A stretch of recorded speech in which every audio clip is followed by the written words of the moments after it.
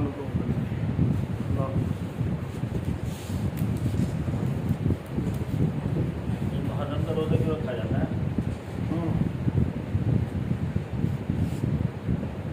ان کا سوال یہ ہے محرم کا جو روزہ رکھا جاتا ہے وہ کس وجہ سے رکھا جاتا ہے؟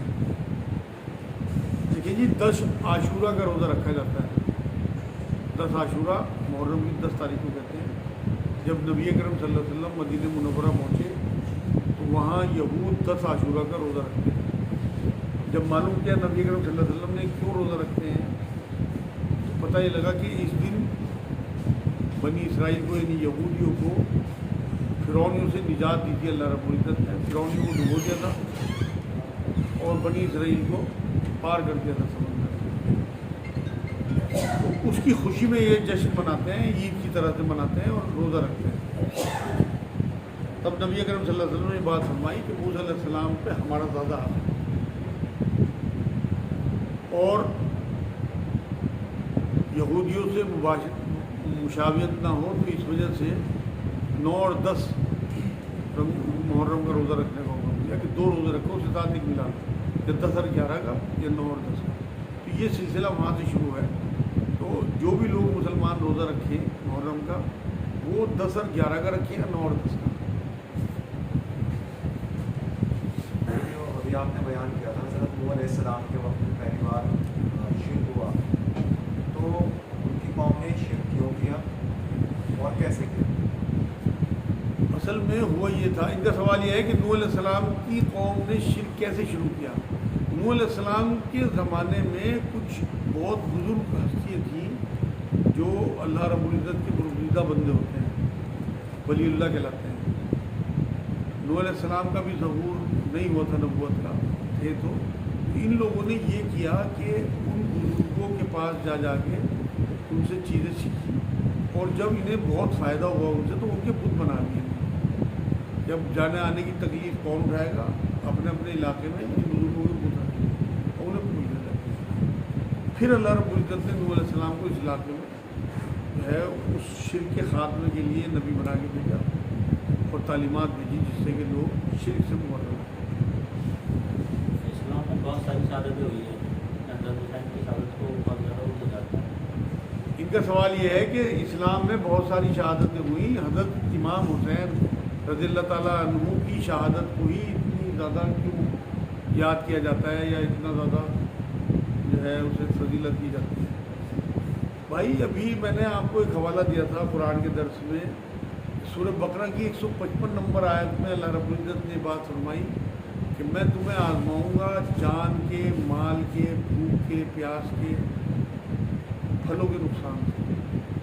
اور یہ امت میں بہت سارے لوگوں پہ آزمائش ہے, بہت سارے لوگوں نے قربانی دی ہے. حضرت ابراہیم علیہ السلام ہے, حضرت اسماعیل علیہ السلام ہے. ابراہیم علیہ السلام نے اپنے بیٹے کو پیش کر دیا, بیٹے نے اپنی گردن پیش کر دی. اس کے بعد بھی تمام جتنے بھی انبیاء آئے یا صحابہ ہوئے, ان کے جو حواری ہوئے, ان سب نے قربانیاں دی. ان کی قربانی کو آج تک کیوں یاد کیا جاتا ہے؟ دراصل سب پہ کچھ نہ کچھ آزمائش آئی, کسی پہ کچھ, کسی پہ کچھ, کسی پہ. ان کے اوپر جو آزمائش آئی امام حسین رضی اللہ تعالیٰ عنہ پہ, ان پہ ایک ساتھ ساری آزمائش آئی, جان, مال, اولاد, یہاں تک کہ 6 مہینے کا بچہ اصغر تک قتل کر دیا گیا. تو اس آیت کی تمام آزمائشیں ایک شخص پہ آ جائیں ایک ساتھ ایک ہی دن میں, اور وہ ان پہ پورا اتر جائے, اس کے بعد بھی وہ حق کا دامن نہ چھوڑے. اس وجہ سے ان کی قربانی کو اس قدر یاد کیا جاتا ہے. نبی اکرم صلی اللہ علیہ وسلم کی تو پوری 63 سال کی زندگی قربانی میں گزری, اور یہ فرمایا کہ سب سے زیادہ مجھے ستایا گیا.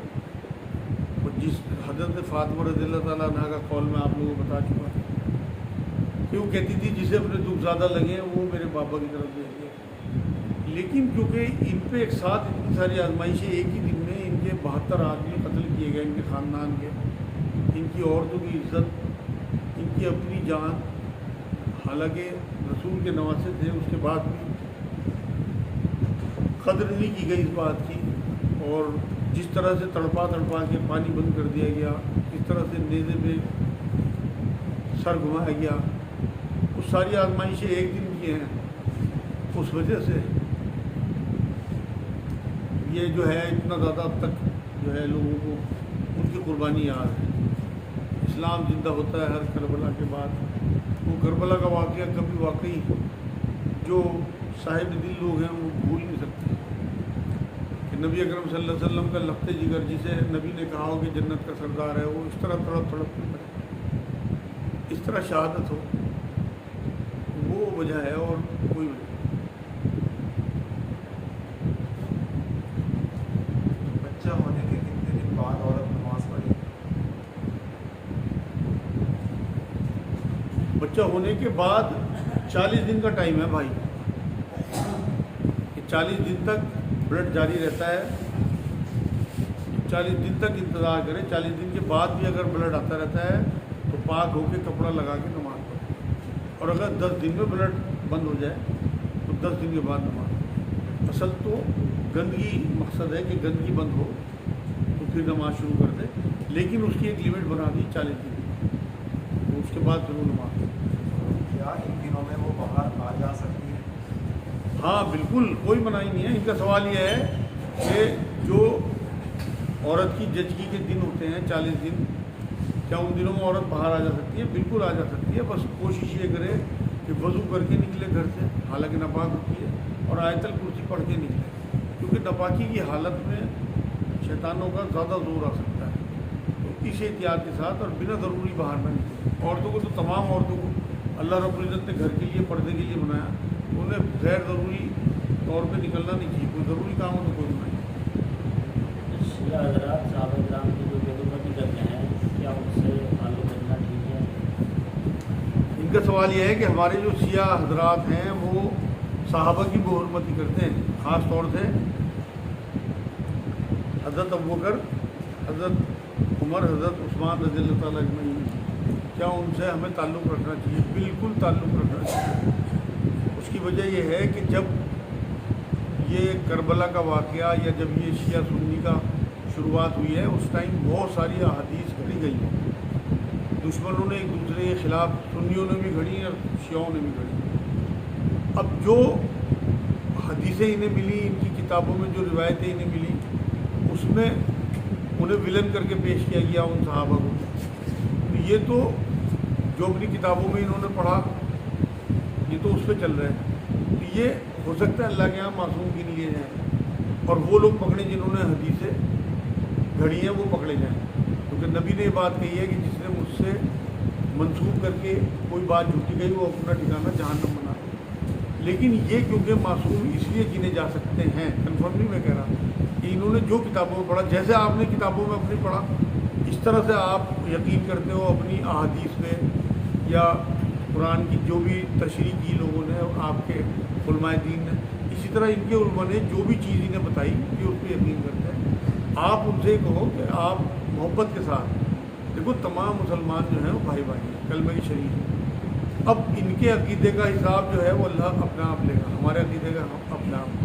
ہو سکتا ہے ہم حق میں ہو سکتا ہے ہم حق میں نہ ہوں, یہ تو کنفرم اللہ کرے گا. میں جو بات کہتا ہوں نا کہ نوٹ جب نوٹ ہے, جب بینک والا قبول کر لے, آپ بینک میں جب پیسے کمانے گئے اور وہاں انہوں نے قبول کر لیا ہاں یہ نوٹ ہے, تو وہ نوٹ ہے. اگر وہ کہتے ہیں نقلی ہے تو کاغذ کا ٹکڑا ہے. تو آپ کا ایمان اللہ کے ہاتھ جب پہنچیں گے آپ حق پہ ہیں نہیں ہیں, یہ اللہ بتائے گا کہ آپ حق پہ تھے نہیں. تو شیعہ حضرات کتنے معصوم ہیں, انہوں نے اپنی کتابوں پہ یقین کر کے کس طرح کی چیزیں یہ ہیں تو خرافات ہمارے حساب سے, اور کم سے کم ہمیں تو بچ نہیں ہے. ہمارے پاس تو احادیث موجود ہیں, لیکن ان سے کم آپ ڈائیلاگ بھی ملنا جلنا بھی جاری رکھیں گے تب نفرت کم ہوں گی.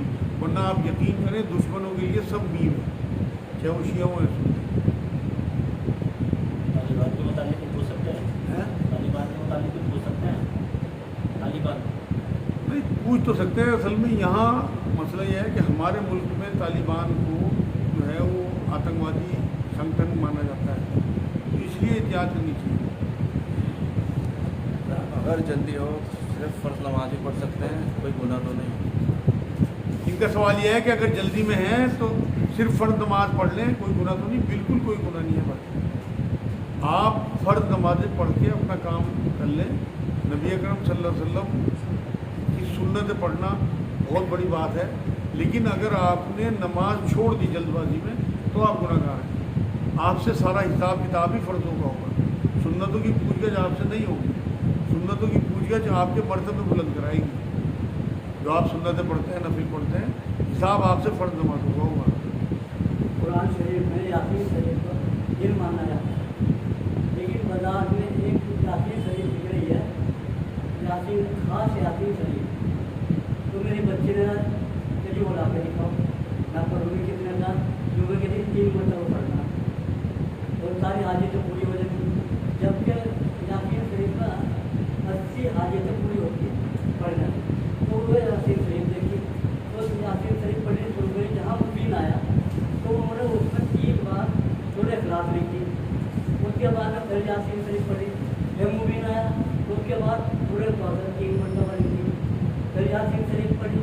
اس کے بعد مبین آیا 3 مرتبہ الم نشرہ لکھی. اس کے بعد میں پھر مبین آیا, اس کے بعد آیت الکرسی لکھی 3 مرتبہ. پھر یاسین شریف پڑھی. پھر انہوں نے وہ تو مجھے پتہ ہے آپ کیا پوچھنا چاہ رہے ہیں. میں یہ پوچھنا چاہ رہا ہوں کہ یاسین شریف میں, جبکہ یاسین شریف دل ہے قرآن شریف کا, تو اس میں اس طرح کی انہوں نے کیوں کری تھی؟ ان کا سوال سمجھ میں آ گیا بھائی. ان کا کہنا یہ ہے کہ بازار میں جو کتاب ملتی ہے اس میں یاسین شریف کے ہر نون پہ جو ہے وہ کچھ نہ کچھ جوڑ دیا جاتا ہے, مبین پہ. تو وہ کیا ٹھیک ہے, لیکن یہ نبی اکرم صلی اللہ علیہ وسلم سے تو ثابت ہے نہیں, یہ بزرگوں سے ثابت ہے. اگر کسی ایک کو بھی اس کا فائدہ ہو گیا تو اس نے رائج کر دیا چیزوں کو. اصل بات یہ ہے, میں آپ کو بتاؤں, اسلام جو ہے یہ کوالٹی کا مذہب ہے, کوانٹٹی کا مذہب نہیں ہے. جو پچھلا سوال تھا نا فرض والا, وہ بھی اس میں آ جائے گا کہ فرض پڑھ لیں تو کب چل جائے گا, نہیں چل جائے گا. آپ نے اگر اخلاص کے ساتھ فرض نماز پڑھ دی, آپ نے اخلاص کے ساتھ ایک بار سورہ یاسین پڑھ دی, ساتھ میں اس کا ترجمہ پڑھ دیا, آپ کو اس کا میسج معلوم ہو کہ اللہ ہم سے کیا چاہتا ہے, تو آپ یقین کریں 20 بار سورہ یاسین یا اس میں سورہ اخلاص بیچ میں آیت الکرسی جو جوڑ رکھی, اس سے بہت بہتر ہے. اس کی وجہ یہ ہے کہ قرآن یہ کہتا ہے کہ تمہاری نیکیوں کو تولا جائے گا. اسلام تولنے کی بات کرتا ہے, گننے کی بات نہیں کرتا. تو تولنے کا مطلب یہ ہے کہ اسلام کوالٹی کا مذہب ہے, کوانٹٹی کا مذہب نہیں ہے. یہ نہیں دیکھا جائے گا آپ نے کتنی نمازیں پڑھی, بلکہ یہ دیکھا جائے گا آپ نے کیسی نمازیں پڑھی. یہ نہیں دیکھا جائے گا کہ آپ نے یاسین میں کیا کیا پڑھا, بلکہ یہ دیکھا جائے گا آپ نے کس نیت سے یاسین پڑھی. کہ آپ نے اسے رسول اللہ صلی اللہ علیہ وسلم کے قول مبارک کے مطابق اسے قرآن کا دل مانا, اللہ کا کلام مانا, اس میں جو اللہ رب العزت نے آپ کو نویدیں خوشخبریاں سنائیں ان پہ آپ کا یقین ہوا نہیں ہوا. اصل چیز یہ ہے. تو یہ روح ہے اصل چیز. تو یہ کہنے دو, انہیں کرنے دو, یہ عورتوں کے چکر ہیں, انہوں نے فائدہ اٹھا رکھا انوسینٹ لوگوں کا. انہوں نے جو لکھا نا کہ آپ کی حاجت پوری ہو جائے گی, یاسین شریف تو کہتے ہیں حاجت پوری کریں. ان کا کہنا یہ ہے کہ حاجت پوری ہو جائے گی. کہتے کہ بھائی اس طرح ہو رہا ہے. میں وہی کہہ رہا ہوں, حاجت پوری کرنے والا اللہ ہے. وہ آپ کے 3 بار سورہ اخلاص پڑھنے سے قرآن کا ثواب آپ کو دیتا ہے.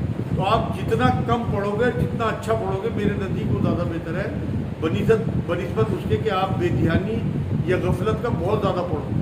میں لوگوں کو یہی کہتا ہوں کہ تسبیحات میں بھی کم دیتا ہوں لوگوں کو, اس لیے تسبیح کہ کم پڑھیں. آپ 1 رکوع پڑھو. صحابہ اکرام کا معمول یہ تھا کہ حضور صلی اللہ علیہ وسلم سے 10 آیتیں لیتے تھے اور بہت دن لگا دیتے تھے انہیں سمجھنے. ہم تو رٹو توتے ہیں نا کہ یہ کہتے ہیں کہ ہم نے 4 قرآن ختم کر لیے, ہم نے تو بیل کے رکھ دیا, ہم نے یہ کر دیا. یہ سب گناہ ہیں. قرآن کو اللہ نے حکم دیا, سورہ مزمل کی آپ آیت پڑھو, قرآن کو ترتیل سے پڑھو. قرآن کا حق ہی ادا نہیں ہوتا. تو اس لیے جلدی کی کوئی ضرورت نہیں ہے.